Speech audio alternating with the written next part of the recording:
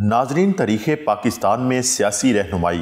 اور سیاسی انقلاب کے قائد جہاں قائد اعظم محمد علی جناح تھے تو وہیں فکری رہنمائی اور ذہنی انقلاب کے قائد علامہ محمد اقبال تھے۔ بتوں کی سرزمین ہندوستان میں مسلم قومیت کا حیا اور مسلمانوں کی الگ نظریاتی شخصیت کی بنیاد رکھنے میں دوسرے بہت سے رہنماؤں کے ساتھ ان دونوں رہنماؤں نے بنیادی کردار ادا کیا، جس کے لیے تا قیامت ہم ان دونوں رہنماؤں کے ممنون رہیں گے۔ ہندوستان میں 1000 سالہ اقتدار کھونے اور انگریزوں کی غلامی کی زنجیروں میں جکڑے جانے کے بعد مسلمان مایوسی کی گہرائیوں میں ڈوبے ہوئے تھے۔ انہیں اندھیروں سے نکال کر روشنی میں لانے اور اپنی قومی وجود کو سنوارنے کے لیے سیاسی اور نظریاتی رہنمائی کی ضرورت تھی، اور قدرت نے یہ دونوں ضرورتیں قائد اعظم اور علامہ اقبال کی صورت میں پوری کی۔ ناظرین، 712 سے محمد بن قاسم سے شروع ہونے والا سفر کا ایک حصہ تو 1947 ہی میں اپنی تکمیل کو پہنچ چکا تھا، مگر سفر کا دوسرا حصہ ابھی باقی ہے، اور وہ دوسرا حصہ ہے پاکستان کو حقیقی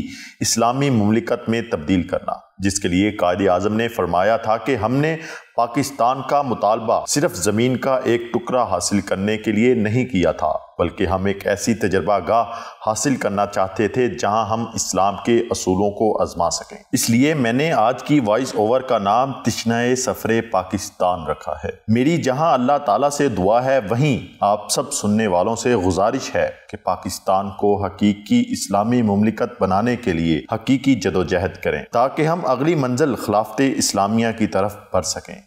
پاکستان زندہ باد، پاکستان پائندہ۔